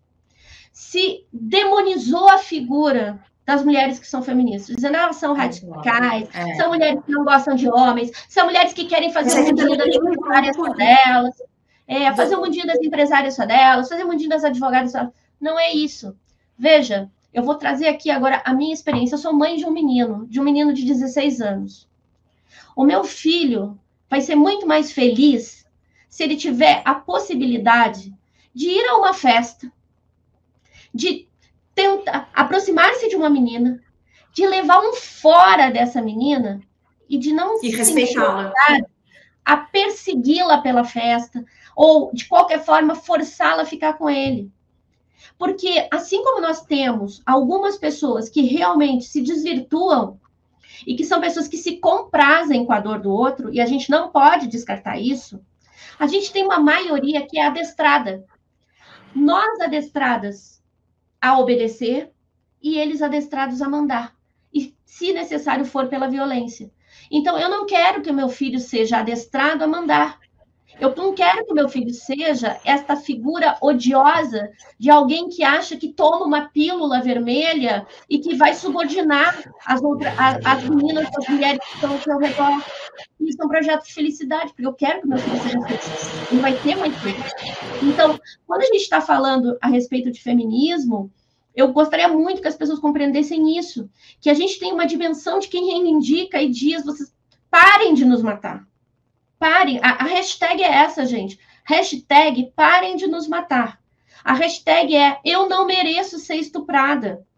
Aí, por um outro lado, também uma perspectiva teórica de análise, agora aqui no meu campinho restrito do direito, de dizer: como assim alguém pode se sentir legitimado a matar uma mulher porque estava com ciúme? E que a mudança de tudo isso vai nos trazer felicidade para todas nós, para todos nós. Então, esse aspecto é o que faz com que a gente fale bem menos de solidariedade quando a gente fala dos nossos projetos, mas a gente fala de sororidade. Ou seja, a gente se reconhece. A gente precisa se reconhecer também. Se olhar e dizer, ó, eu tô aqui, eu tô de mãos dadas com você. O que você falava, Fernanda, para mim, assim, é muito significativo, porque essa é uma frase que eu uso muito com as minhas clientes. Eu digo assim, ó, nós estamos aqui com você e por você. E nós estamos aqui de mãos dadas com você. Não é que nós não tenhamos, e temos realmente também clientes homens no escritório. Mas quando você recebe uma mulher vítima de violência, uma mulher que sofreu muito especialmente violência sexual, que precisa vencer o seu adversário interno, para conseguir entender o que aconteceu com ela, porque primeiro ela acha... O seu medo... Ela tem culpa. O seu medo de falar, né? Oi? O seu medo de falar, o seu medo de ser julgada, o seu medo de nada acontecer e ter que voltar para aquela casa onde ela é maltratada e desrespeitada, né? Então, eu vejo que essas mulheres, elas precisam ter coragem, muita coragem, e uma rede de apoio, porque eu digo que essas mulheres, elas precisam de segurança, e para ter segurança, elas precisam de uma rede de apoio. Isso é o fundamental, Fernanda, a gente precisa. Primeiro, assim, essa conscientização, eu fico muito feliz. Eu trago essa experiência porque, para mim, assim, a gente tem as nossas vivências teóricas, as nossas vivências políticas, né, como militantes, e a gente tem a nossa vivência pessoal como mães, como essas criaturinhas com as quais a gente aprende todos os dias. E eu fico muito feliz quando meu filho diz assim, mãe, eu demorei porque eu fui no Uber junto com a minha colega até a casa dela, porque eu já estava tarde. Ah, que amor! Aí ele vai... Mas aí são os valores que a nossa geração, eu vou fazer 45 anos, tá? Em agosto, no lançamento oficial do meu livro. Então, são os valores que a gente está passando para eles, né? Eu tenho o meu filho, né, biológico, tem 6 anos, e o meu filho emprestado, que é o meu enteado, tem 16. Pronto. Né? Então, assim, eu tô ali com 2 extremos, né? Um mini aborrecentezinho e um saindo ali, querendo sair da adolescência, querendo começar a namorar. E assim, ó, esses dias eu fui levar uma coleguinha do Enzo, o de 6 anos. Peguei na escola e fui levá-lo para casa, e ele pegou a mochila dela e disse, eu levo para você, Lara. Ai, achei tão bonitinho aquilo ali. A gentileza, o carinho, mas são valores que... né, Fernanda? O respeito. Por isso que a gente diz muito, né? Assim, a gente é 8 de março, nós não queremos flores, nós queremos respeito, porque o salário tem que ser igual, o respeito ao trabalho que a gente faz significa dizer, reconheço que esse trabalho tem igual valor, e de estar a cidade é um lugar inóspito para nós. Porque, veja, as pesquisas mostram, as pesquisas criminológicas, né, os índices melhor dizendo, as pesquisas sobre segurança pública, mostram que o crime que o homem mais teme é o crime contra o patrimônio. Ele teme ser assaltado. O crime que a mulher mais teme é o estupro. Porque se você está, à noite, numa parada de ônibus, sozinha, e alguém se aproxima, e muito especialmente se essa figura for uma figura masculina, você imagina assim, que me levem o celular, que me leve a bolsa, mas que me levem tudo, mas me deixem quieta. Mas que me deixem. Então, isso significa que a cidade precisa ser pensada para a gente. Que triste esse cenário, né? Eu deixei vocês conversando aqui um pouco, nós deixamos vocês na tela aí, cruzando as conversas, né? Porque eu saí um pouquinho de cena, mas realmente é muito triste, mas é muito bom. Eu sou que nem a Fernanda, eu gosto de olhar o copo cheio, né? A parte do copo aqui, ó, pela metade cheio, porque nós temos essa luta, nós temos vocês, nós temos vocês falando na mídia, né? Vocês atuando nas suas carreiras, vocês conscientizando outras mulheres e conscientizando os homens, principalmente, né? Para que eles sejam também lutadores, guerreiros, aliados, né? Não sem os homens nada vai mudar. Não há competição. O que precisa é o respeito, independente do sexo, da opção sexual, independente, mas o respeito, a solidariedade com o ser humano. Porque independente de homem, mulher, trans, enfim, é o ser humano. Todos somos seres humanos e todos vamos para o mesmo buraco, seja ele para cremação ou para debaixo da terra. Exatamente, bem lembrado. Minhas convidadas, nós vamos fazer um rápido intervalo aqui no nosso Cruzando as Conversas. Nós vamos falar um pouco mais do feminicídio, porque também quero procurar soluções. Claro que nós estamos falando já das soluções, mas assim, o Brasil amarga, como disse a doutora Soraya aí, uma posição mundial ruim, muito ruim. No ano passado nós tivemos um aumento, né, de 5% do feminicídio, e uma mulher é atacada e agredida a cada 6 horas no Brasil, né? Algo muito triste. Então, também queremos falar um pouquinho mais sobre isso, queremos falar um pouquinho mais sobre a atuação de vocês, vamos falar sobre também essa luta contra o câncer da Fernanda Rosito e essa vitória, né, que ela está já surfando essa onda, e vamos falar de outras coisas mais amenas também, para a gente fechar no segundo bloco a nossa confraria do Cruzando, hoje com a Fernanda Rosito, jornalista, escritora, empreendedora, e Soraya Mendes, jurista, escritora e advogada. Lembrando que o Cruzando as Conversas tem sempre o oferecimento da conta universitária Banrisul. Banrisul está conosco todos os dias, aqui de segunda a sexta às 10 da noite. Conta universitária Banrisul, cashback e muitas vantagens. Abra a sua pelo aplicativo Banrisul. Rápido intervalo, é muito rápido e eu espero vocês.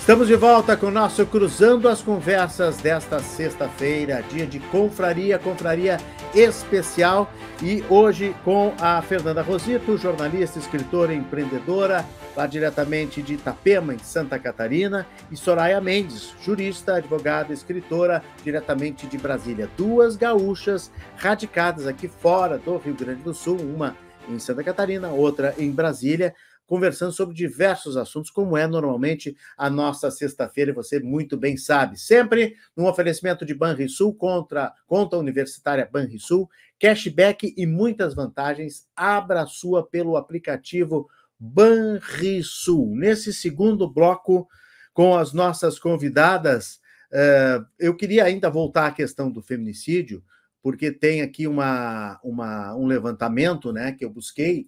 Eu não sei se a doutora Soraya vai conferir, mas o Rio Grande do Sul bateu o recorde, aliás, o Brasil bateu o recorde de feminicídios em 2022, com uma mulher morta.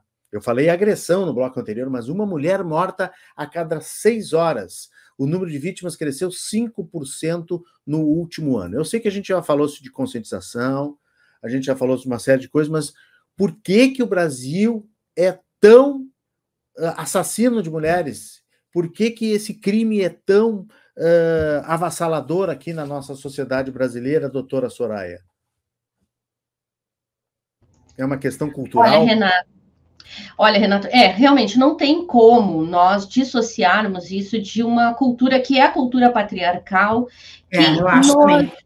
que nos apresentou, ao longo do tempo, um manual de como lidar com as mulheres. Veja bem, eu fiz algumas incursões históricas para poder escrever a respeito de criminologia feminista, e a violência contra as mulheres, ela é milenar. Ela tem nos mais diversos livros e dos mais antigos, isso que nós conhecemos como violência contra a mulher, das formas mais graves, ele sempre existiu. Da Idade Média, em que se estabelece uma pedagogia em relação às mulheres. Essa pedagogia, ela é uma pedagogia do comando e a supremacia masculina e a obediência total das mulheres em relação aos homens. Mais ainda, de que não só as mulheres deveriam ser submissas e, portanto, obedientes, mas que isso se dava em razão do mal que as mulheres carregam em si. Aí alguém há de dizer, ora, mas, doutora, a senhora está falando de algo que acontecia na Idade Média. Ora, no bloco anterior, eu falei a respeito de legítima defesa da honra, dizendo que ainda há quem pense que o ciúme é justificativa para matar uma mulher. Ou seja, de que essa mulher, de alguma forma, ela não merece viver e ela não merece sequer a proteção do Estado e a responsabilização que o Estado pode imputar a quem lhe matou. Então, veja que essa ideia do que é o mal que está dentro das mulheres, é algo que a gente vai chamar isso de uma forma mais sofisticada, de ontológico, ele está disseminado. Então, isso, para ser quebrado, precisa que nós tomemos a decisão de construir, volto eu lá, uma outra sociedade. E essa outra sociedade baseada naquilo que, de uma forma absolutamente muito básica, tem que se compreender como respeito ao outro. Então, a gente está vivendo um momento de extrema sensibilidade, de rupturas de padrões.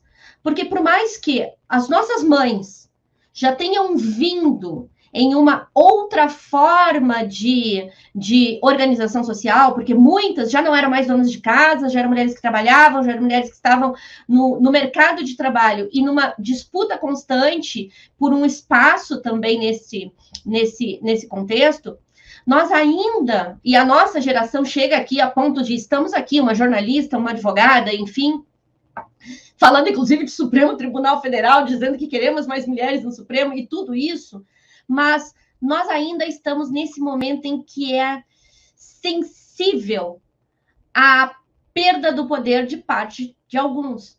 Eu falava no bloco anterior a respeito de um projeto de felicidade que vai ser libertador para todos, para todas. Agora, existem alguns que não conseguem compreender esse momento da travessia, esse momento em que já não é mais possível que se imagine a mulher como composição dos seus bens. Ou seja, muitas vezes a gente vê, não só, né, por esses índices de feminicídio, mas em casos que envolvem direito de família, por exemplo, um divórcio, em que o homem se apresenta naquele momento da separação, dizendo, o carro é meu, a casa é minha, o dinheiro que está no banco é meu e você é minha.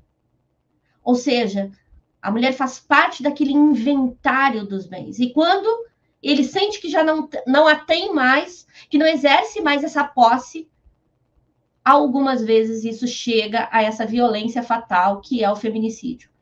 Então, quebrar com isso é fundamental. E nós estamos quebrando. Só que esse momento em que as fissuras estão se espalhando, em que a quebradura já não é ainda definitiva, a resistência. Então, esses atos de violência, eles são, obviamente, decorrentes de um discurso de ódio disseminado, como nós falávamos lá no começo desse programa. Sem dúvida alguma, nós tivemos uma disseminação do discurso misógino por todas as formas, seja a partir de discursos públicos, de autoridades públicas, seja até os absurdos que nós ouvimos a partir de teorias de red pills e organizações de incels e coisas desse tipo. Portanto, falar de misoginia, que é o ódio à mulher, não é algo alienígena, não é algo imaginário, é algo que está na Terra e é algo que é real. A gente precisa falar sobre isso para que se descortine esse universo de violência da mulher contra as mulheres por sermos mulheres. E, por um outro lado, nós temos também N situações que estão previstas como possíveis de serem reconhecidas como feminicídios, mas que não são. Porque, veja bem, Renato, esse dado que você traz, que é um dado real, é um dado verdadeiro, a respeito do feminicídio, de um feminicídio a cada 6 horas, e desse ranking que o Brasil, no qual o Brasil se encontra na 5ª posição, ele ainda é distante da realidade, porque nós não falamos de outros feminicídios, nós não falamos de mulheres que morrem por serem mulheres lésbicas, mulheres que morrem em função do racismo e da intolerância religiosa também, e o que se traz o que se traz aqui dentro de uma perspectiva de interseccionalidade como fundamental. Ou seja, a gente está falando de uma situação ainda doméstica e familiar. Já é tudo. E certamente, doutora, desculpe interromper, mas certamente dentro dessa mesma estatística aí que está sendo mostrado, há outros números que não são contabilizados, que não chegam até as autoridades, né? O que a doutora Soraya está dizendo é isso, que as ocorrências são em muito maior número. Né? E Imaginem se isso tudo fosse computado. Aliás, muita coisa no Brasil é subnotificada, né? No nosso caso, o extrato, né? Ele não leva em conta esses outros casos, né? Mas talvez eu tenha caso de violências não reconhecidas, porque sim, veja, a gente está falando aqui de violência extrema, a gente está falando de feminicídio, e normalmente quando a gente fala de violência, nós imaginamos aquela violência que deixa marca no corpo. Só que a violência também é psicológica. E a violência psicológica, deixa marcas físicas, ela não deixa marcas no corpo, mas ela deixa marcas na alma, e que perduram, e que fazem com que se tenha uma limitação na vida. Então, nós temos hoje, por exemplo, casos que nós discutimos no âmbito do judiciário como crimes sexuais, sem que as marcas estejam no corpo. O que o direito reconheceu e a duras penas foi deixando de lado? Sempre a vítima perfeita. O que é a vítima perfeita? É aquela que tem marcas no corpo, no caso de um crime sexual. Agora tem estupro virtual, né, doutora? Ponto, exato. E também algo que é fundamental de se compreender: não se tem noção de como se vai reagir a um ato de violência até sofrê-lo. Então, a própria mente humana impõe formas de reação a uma violência. Existem vítimas que reagem fisicamente e vítimas cuja sua reação é o ficar mais inerte possível. Agora, o que todas as vítimas apresentam? Estresse pós-traumático, ansiedade, morbidades em relação alimentares, depressão, tendência ao suicídio. Ou seja, isso a gente consegue captar. Então, Renato e Fernanda, o que a gente está fazendo hoje no âmbito judiciário é demonstrar ao judiciário que você tem como provar um estupro independente da marca do corpo. Porque antes se dizia muito... Isso também é uma coisa que demove as mulheres, porque a mulher pensa assim, como é que eu vou provar? Ninguém viu, eu não estou com marca, como é que eu vou provar? Não, há possibilidade de provar, isso está dentro da nossa própria legislação, isso é possível. Lembra que eu falava lá do feminismo enquanto teoria crítica, que é olhar para dentro da teoria, olhar para dentro da doutrina e ver, aqui tem um ponto obscuro. Por que a gente não consegue entender que essa violência, ela é uma violência que pode ser provada por uma outra via? Porque, na realidade, o sistema de justiça não quer receber essas mulheres. Porque entende ainda, volto lá para a Idade Média, que essa mulher não merece essa proteção. Então, a gente precisa construir uma nova sociedade em novas bases. Agora, só para finalizar, obviamente a gente não pode esperar. Então, aqueles que são agressores... Porque enquanto isso... estejam responsabilizados por isso. Não fazemos, e eu não faço nenhuma pregação de aumentos de pena ou qualquer espécie de penalização que ultrapasse os limites. Não, só justiça mesmo, né, doutora? Mas nós temos o sistema judicial também para que ele funcione. Então, um feminicida, comprovadamente feminicida, precisa ser preso. Então, eu posso ter uma visão mais ingênua, mais romântica, mas eu ainda acredito que isso tem muito lentamente, porque, como a doutora Soraya falou, isso acontece desde lá da Idade Média, né? Mas eu sinto que isso tem evoluído no sentido das mulheres estão cada vez mais se empoderando, se encorajando, se apoiando entre si, criando uma rede de apoio, como eu mencionei antes, essas mulheres, elas precisam de uma rede de apoio para se sentirem seguras e, de certa forma, acabarem com esse círculo vicioso. Porque alguém precisa quebrar, e certamente não vai ser o homem, né? Porque essas mulheres que sofrem agressões físicas e emocionais, psicológicas, elas são doentes, porque elas vivem com um agressor que elas nunca sabem o que vai acontecer, como elas vão dormir, como elas vão acordar, como ele vai chegar em casa e como o seu dia, a sua noite vai se desenrolar. Então, elas vivem doentes emocionalmente e fisicamente, porque o corpo reage à nossa cabeça, positiva e negativamente, né? Isso é uma coisa que eu trago também no meu livro. Ter câncer não é a pior doença do mundo. Tem mulheres que têm depressão, tem mulheres que têm obesidade, problemas cardíacos, síndrome do pânico, ansiedade. São doenças muitas vezes silenciosas, né, que não têm marcas físicas, né, mas tão ruins quanto qualquer outra doença grave. E elas precisam ter uma rede de apoio. Eu vejo muitos casos que a imprensa tem divulgado, né? Muitos casos de que a justiça tem atuado, e até tem a questão do Disque Denúncia, que a mulher liga pedindo uma pizza. A doutora vai me ajudar nesse sentido. Ainda é mínimo perto do grande número de casos, né?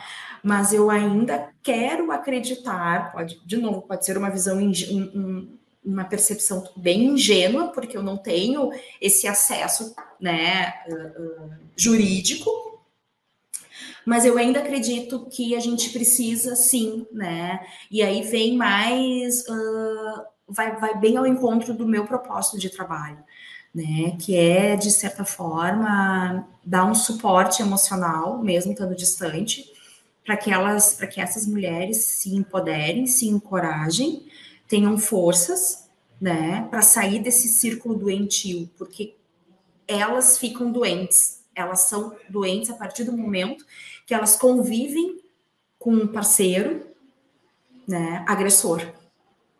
Então, eu fico pensando o nível de ansiedade que essa mulher vive, querendo tomar uma atitude, acredito eu, não tendo coragem, aí tem um filho pequeno, aí não falta uma rede de apoio, falta uma segurança, e aí acabam as doenças físicas, né, depressão, o próprio câncer, se desenvolvendo.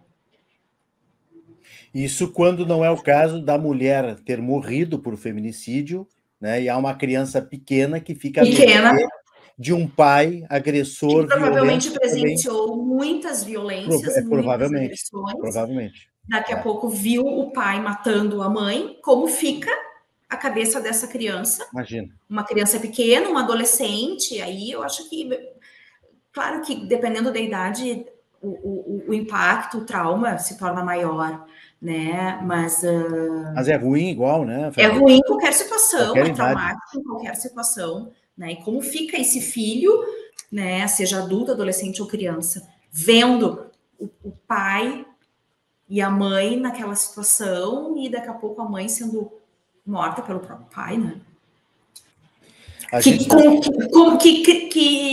Que família ele vai querer criar, construir, né? Eu não sei, daqui a pouco é meio 880, ou vai para um lado ou vai para o outro. Espero não estar falando bobagem, espero que a gente veja e acredite, daqui a pouco aquela criança diz, não é isso que eu quero fazer o contrário que o meu pai fez, né? Mas aí entra de novo a rede de apoio, né? Da mãe e dessa criança aí que ficou órfã de mãe, né? Mas pelo balançar da doutora, acho que é 880, doutora. Microfone desligado, doutora.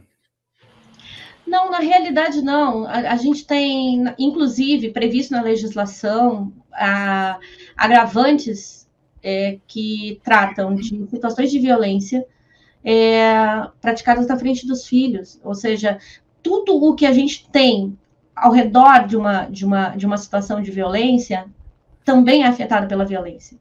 Isso é algo que também o sistema de justiça precisa compreender.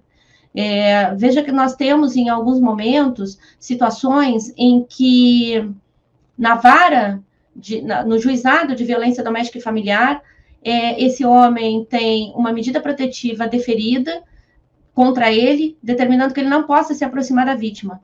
E ele ingressa na vara de família, pedindo a guarda dos filhos, e lhe é concedida a guarda compartilhada. Ele bate na porta dela e diz: eu quero ver meus filhos, porque a guarda é compartilhada. E sem uma comunicação melhor entre esses dois órgãos do próprio sistema de justiça.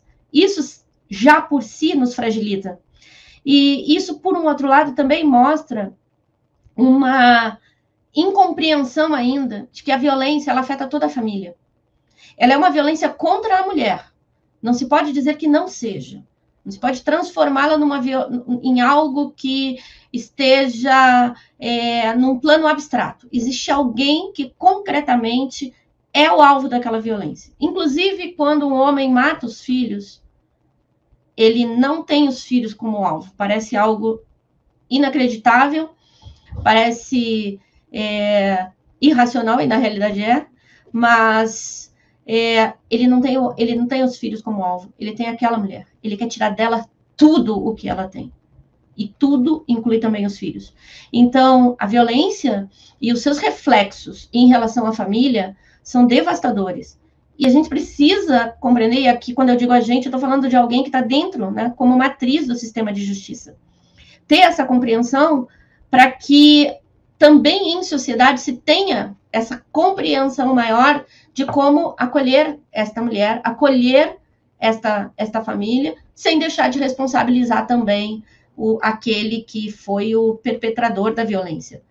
Porque a culpa também faz com que muitas vezes se diga: essa mulher vem aqui, ela reclama, depois ela quer ficar com ele de novo. Volto lá, o que nos foi ensinado é que nós somos culpados pela violência que nós sofremos. E nós precisamos também entender que as dinâmicas de violência, elas são diferentes nos mais diversos crimes. Veja, se eu tenho aqui uma discussão com o Renato, e que Renato profere contra mim algumas agressões verbais, eu posso ir até a delegacia de polícia, registrar a ocorrência, calúnia, injúria, difamação, que seja, um crime contra a honra, mas isso não vai fazer com que a minha vida, para além daquilo, fique marcada. Agora, se eu me casei com o Renato, tracei um plano de vida com o Renato, de construir uma casa, de termos filhos, ou que não seja de termos filhos e nem de comprarmos uma casa, de viajarmos a nossa vida inteira juntos. Quando o Renato se mostra agressor, aquilo ali é de dilacerar. E aí, compreender isso como violência não é algo simples. Então, aqui também fica um outro alerta. E aquela mulher lá, ela sofre violência, mas ela sempre volta para ele.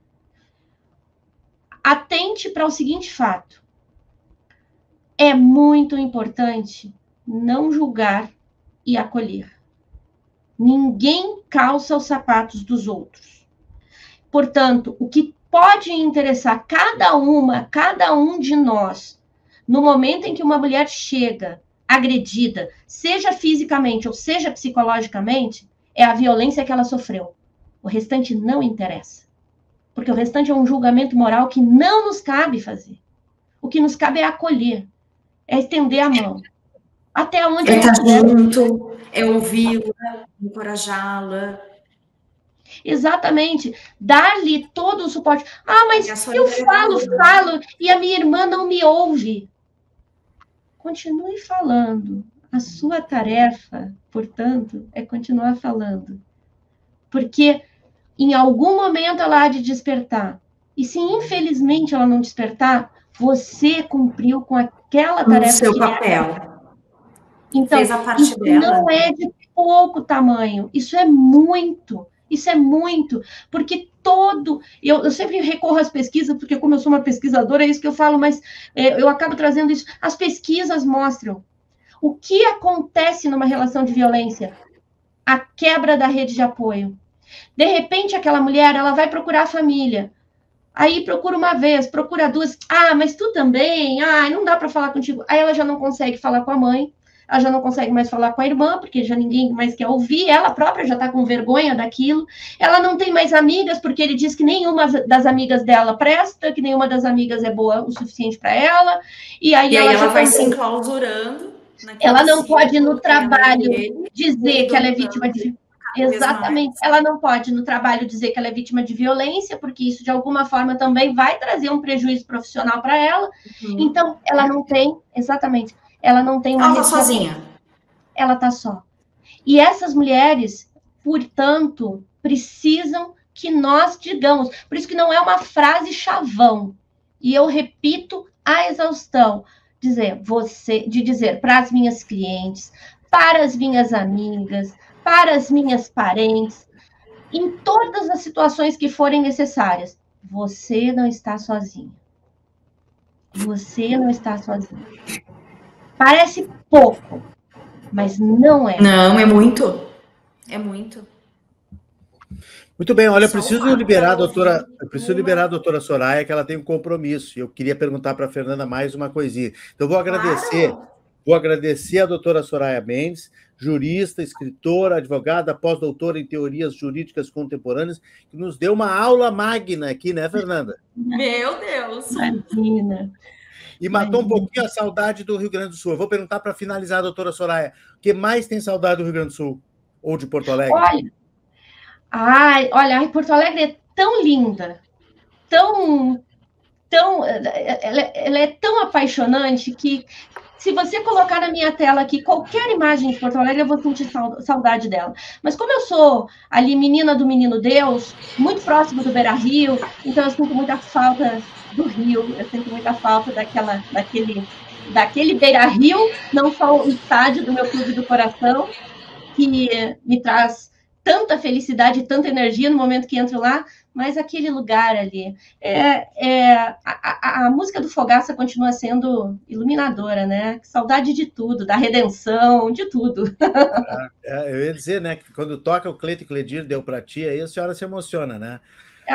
Sim. Fogaça, e Porto Alegre e Porto Alegre que tem um jeito legal, é lá que as gurias, etc. e tal.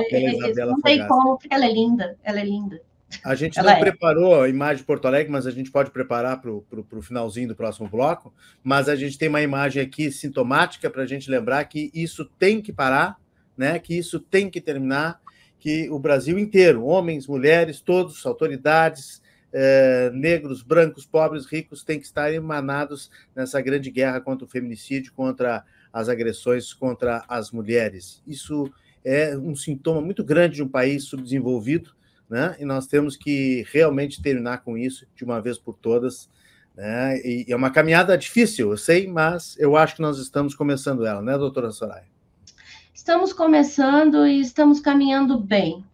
Em toda a trajetória, é normal que nós tenhamos alguns solavancos, que nós tenhamos algumas quedas, mas nós caímos e levantamos e seguimos em frente. Obrigado, doutora Soraya. Obrigada, Fernanda. Muito obrigada. Obrigada, doutora. Prazer em conhecê-la pessoalmente, virtualmente. Até uma próxima oportunidade. Muito obrigado por ter participado conosco. Um grande abraço. Doutora Soraya Mendes, que é jurista, escritora e advogada. Uma querida, né, Fernanda? Um amor, ela, querida, não veio com juridiquês, que estão... Eu, pelo menos, sabes que quando a gente convidou ela, né, a cotada para o STF em 2021, eu achei, olha, vem uma jurista daquelas, né, com uma toga preta e tal, nós vamos ter cheio de pompa. Vamos ter que nos virar aqui para dialogar. Né? Mas, olha, uma excelente convidada. Eu queria te perguntar um pouquinho ainda sobre o feminicídio.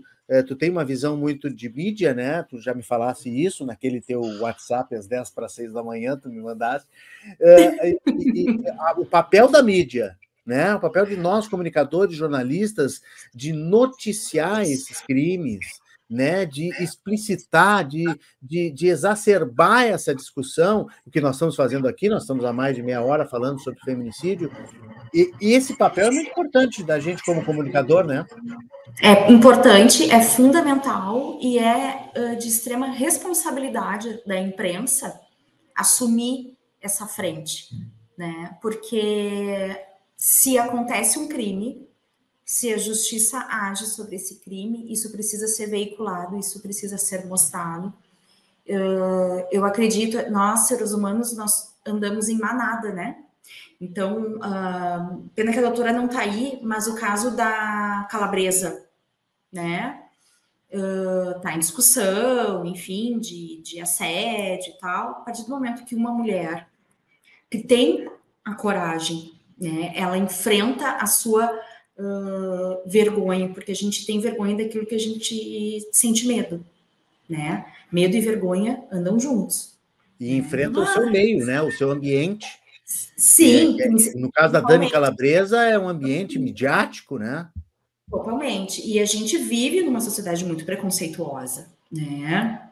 Então, se uma mulher é violentada sexualmente, mas que roupa que ela tava? Mas ela tava se oferecendo, mas foi ela que foi. O que ela tinha que fazer lá no quarto do... Teve agora casos de jogador também, né? O que ela teve que fazer lá no quarto? Qual é o problema? E se ele tivesse ido para o quarto dela, isso não justifica o fato dele violentá-la. Até pela covardia do homem ser mais forte que a mulher, né? Então, quem vai vencer nessa briga aí, na maioria das vezes, vai ser o homem, pela força. Né? Mas eu ainda acredito ponto, que... Né, Fernanda? Tu estás levantando um outro ponto que é bem interessante, porque as mulheres que sofrem essa violência, elas ficam marcadas, elas ficam carimbadas. E, às vezes, até com um preconceito redobrado, reforçado. Né? Porque a mulher é sempre a culpada. Por Imagina postura, a Dani porque deu Calabresa no seu mole. meio, né? Imagina a Dani Calabresa lá no seu meio, no momento que ela abriu a boca, claro que ela virou uma heroína para muita gente, mas deve ter alguém pensado, né? Olha essa aí, ó. Essa aí que incomoda, essa aí que está contando uma história contra o cara e tal, não sei o quê. E aí a palavra é a palavra dela contra a dele, tá? Agora, o que vai ser apurado cabe à justiça e cabe à imprensa divulgar. Mas o que eu penso, Renato, a partir do momento que... Vamos pegar o exemplo da Dani Calabresa. Ela se encorajou, ela se empoderou, né? Ela... sem dúvida, ela sabe, né, das consequências que ela pode sofrer em função disso, né? Mas a partir do momento que ela se manifestou, vieram quantas atrás, né? E isso acontece em vários outros casos. Aquele médium, eu sou péssima para nome, tá? Mas tem um médium super famoso que molestava O João de Deus? Acho que sim, lá em... Aparecida, né? Isso aí. João de Deus. Eu lembro dos casos, mas eu não lembro dos nomes. João de Deus. Quantos casos, quantas mulheres, depois que a primeira denunciou, quantas outras foram atrás, denunciaram e ele foi preso? Né? Então, alguém tem que quebrar esse ciclo. Tá? E provavelmente, né, essa é minha visão, né? Eu sou psicóloga, mas enfim, mas provavelmente quem vai quebrar é aquela mulher que é mais forte, né? Que tem uma autoestima mais elevada, por mais que ali a sua autoestima tenha ficado abalada, mas quanto maior a autoestima que a mulher tem, quanto mais ela sabe do seu poder, das suas virtudes, dos seus valores, das suas qualidades, né? Quanto mais ela tem consciência de si, mais ela se empodera, mais ela, né, consegue quebrar esse círculo vicioso. Então, ela vai lá, denuncia, né, e que as consequências se lasquem, né, para não dizer um palavrão aqui, e me perdi com o latido de um cachorro. Espero que não tenha vazado o áudio. Vou botar a imagem aqui da Dani Calabresa, que eu acho que a gente tem que solidarizar com ela, com a coragem que ela teve, né? E é responsabilidade, é total responsabilidade da imprensa divulgar isso. Assim como as violências que vêm sendo mostradas pela imprensa com crianças. Sim, também. Bem lembrado.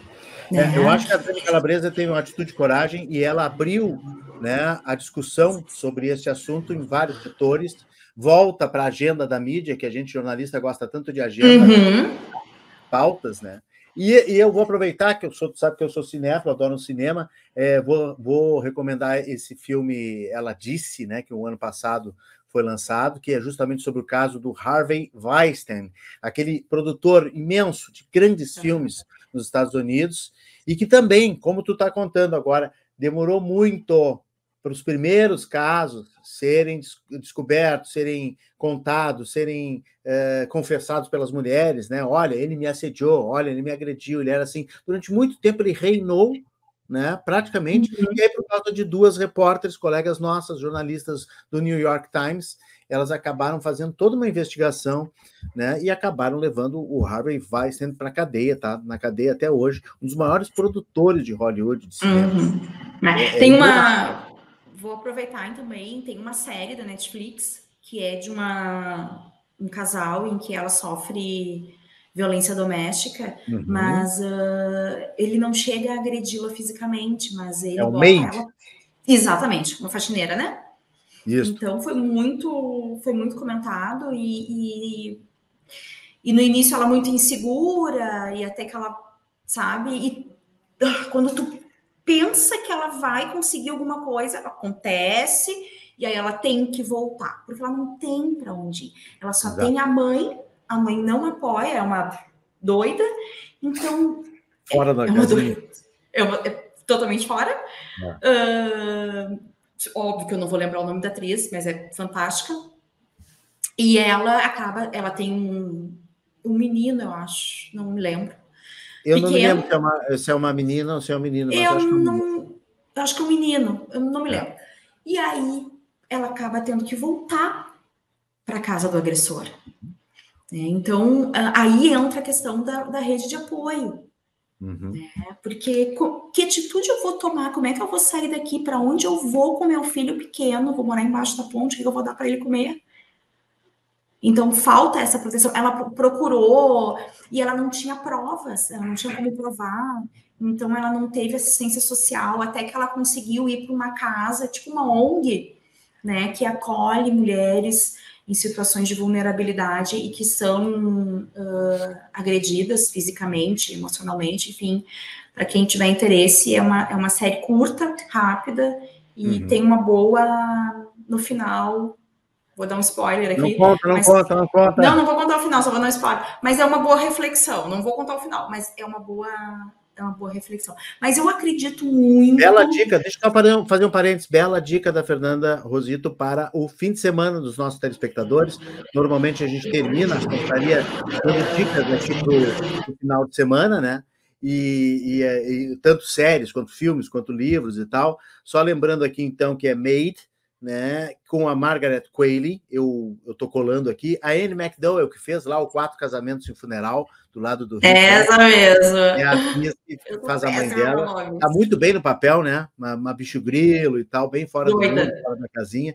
E a menina é uma menina, viu? É uma filha. É uma menina? É uma filha que ela tem. Então, é uma baita de uma série, ela reflete sobre um assunto importantíssimo, né, que está na pauta, realmente, e eu deixo Ela Disse, então, de dica de filme, e a Fernanda deixa a dica da série Made. O que tu ia falar? Que é uma série que não... Eu vi, acho que em um dia e meio. Ela é rapidinha de ver, bem tranquilo, e vale a pena. Fica a reflexão aí, dentro dessa pauta que a gente trabalhou aqui no programa. Fernanda, eu vou te agradecer e vou pedir para que tu fale mais um pouquinho do teu livro, então, que está no prelo. Quando tu fala assim, o meu primeiro livro publicado, tu já escreveste outros livros e não publicaste, é isso? Exatamente. Captei. Tem outros 2 aí da área, né? Mas acabei não publicando, né? Tá lá na rede para quem quiser acessar, enfim, não acabei publicando. Esse não. Esse é um livro que o motivador, né? Foi a minha trajetória aí com o câncer, né? Eu descobri câncer de mama em 2018 e de lá para cá eu tratei a medicina chama de câncer primário, né, que foi o surgimento, câncer de mama. Aí tratei uma recidiva, que é quando volta. Tratei 4 metástases na coluna e uma no fígado. Então, quando eu achava, eu tava assim, tipo, nadava e morria na praia. Porque quando eu achava que eu ia me curar, fazer o exame, mais uma cacetada. Mas eu, graças a Deus, eu sempre fui uma pessoa muito otimista, muito para cima. Isso sempre foi muito meu, né? Essa sempre foi muito a Fernanda. Então, assim, o mundo tá desabando e eu digo, gente, calma, vai ter tudo se resolver, tudo vai se dar um jeito. O meu marido, antes, né, ele dizia que eu vivia no país da... Alice no País das Maravilhas. E eu digo, mas é assim que a gente consegue enxergar, né? As soluções, os caminhos. E eu digo que o câncer, ele foi uma sentença de vida para mim, porque o meu filho tinha 1 ano e 8 meses quando eu descobri, né? E o que me deu força, e aí vão das nossas escolhas, né? Porque eu ouço muito, ai, Fernanda, eu admiro a tua garra, eu admiro a tua energia, eu não teria a tua coragem. Eu digo, teria. Porque a gente tira coragem de onde a gente nem imagina. E a gente só descobre a força, a garra, a determinação que a gente tem quando dá a meleca. E aí tu não tem pra onde correr. Como eu disse antes, ou tu cava um buraco, te enfia dentro e deu, ou tu enfrenta, né? E eu tinha um menino de 1 ano e 8 meses. E eu dizia, ele não vai ser apontado, ele já ia na escolinha e tal, isso aí no Rio Grande do Sul, né? E eu dizia, eu não quero que o Enzo seja apontado. Ai, olha ali, coitadinha, a mãe dele morreu. Eu ficava louca, só em imaginar isso. Então, ele foi a minha força, né? Ele dizia, não, eu não posso deixá-lo, não posso deixar meu marido, não posso deixar minha família, né? Então, e graças a Deus, Renato, meu marido, ele literalmente me pegou pela mão, porque, pegando as estatísticas aí, né, mais de 60% das mulheres com diagnóstico de câncer são abandonadas pelos maridos. Os maridos vazam, não aguentam. Não aguentam, porque é uma barra, né? Mas assim, hoje é sexta, eu fiz a minha químio na quarta. Não, na terça, tu me dissesse. Na terça? Na terça-feira. Hoje é sexta, então foi na terça, isso aí, fiz na terça. E essa é a primeira químio que eu tô super bem, sabe? Mas eu venho num processo de mudança de vida, de qualidade de vida, de pensar no agora, de trabalhar o lado espiritual, que eu acredito muito, de orar, independente da religião, espírita, católica, evangélica, umbanda, né? Deus é um. E a gente precisa, sim, agradecer pelo dia, quando a gente vai deitar. É verdade. E agradecer pelo dia que a gente vai ter quando a gente acordar.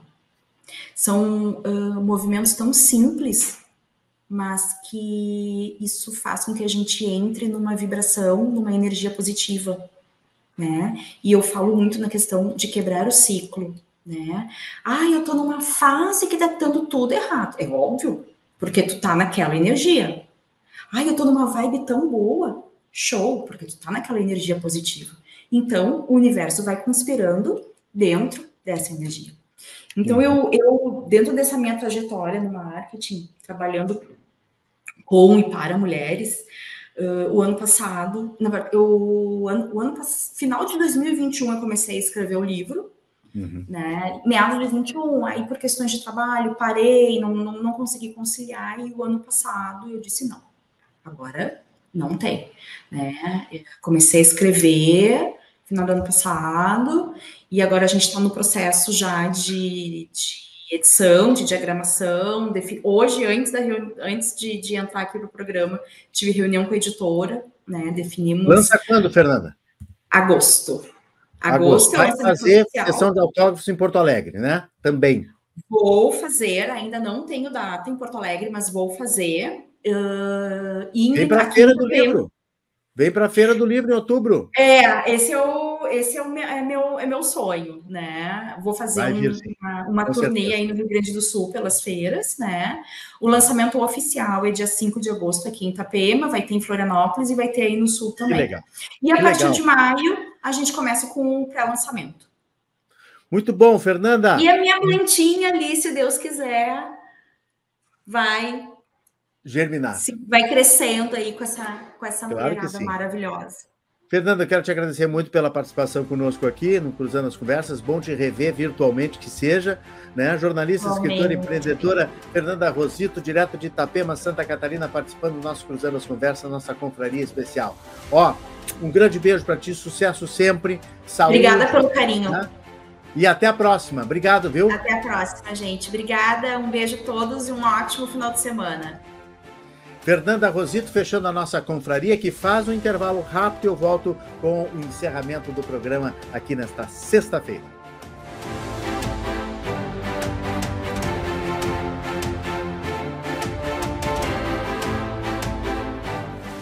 Se você gostou do programa de hoje, da Confraria Especial com Fernanda Rosito e Soraya Mendes, vai lá no nosso canal de YouTube da RDC TV, já está o link do programa de hoje, você pega e compartilha para todo mundo, sempre em nome do Banrisul, aqui no Cruzando as Conversas. Lembre da conta universitária Banrisul, cashback e muitas vantagens.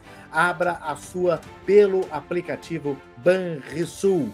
Trabalham sempre junto comigo, essa equipe maravilhosa que faz o Cruzando as Conversas para vocês todos os dias. Na produção, Felipe Benfica, a direção de imagens de Ana Santos, a operação de master e áudio do Léo Rosa, a operação de câmera do Mário Lund e do Simon Romero, o engenheiro técnico é o Simon Pita, a chefia de reportagem é de Lisiane Motini, coordenação do site e redes sociais Giovanni de Oliveira, coordenação técnica Luan Maliani, coordenação de conteúdo Guilherme Paz, presidência da RDC TV no ano do seu 5º aniversário de Márcio Irion.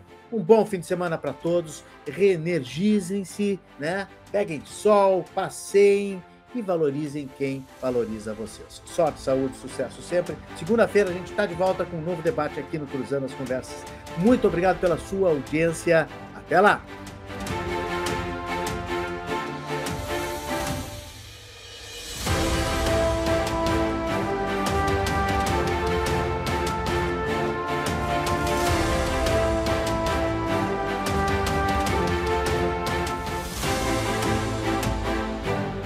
Cruzando as Conversas. Oferecimento Conta Universitária Banrisul, cashback e muitas vantagens. Abra a sua pelo app.